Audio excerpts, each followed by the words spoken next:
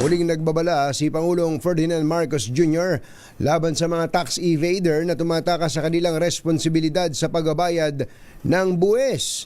Sa talumpati ng Pangulo sa National Tax Campaign Kick-Off ng BIR, iniulat nito ang tagumpay ng kampanya ng pamahalaan kontra tax fraud sa pamamagitan ng Run After Fake Transactions ng BIR.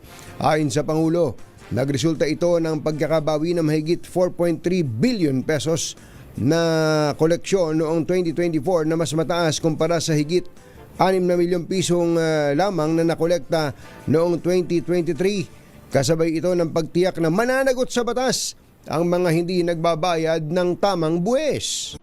Meanwhile, crackdowns on illicit trade in cigarettes, vapes, and other excisable goods led to the collection of more than 110 million pesos last year.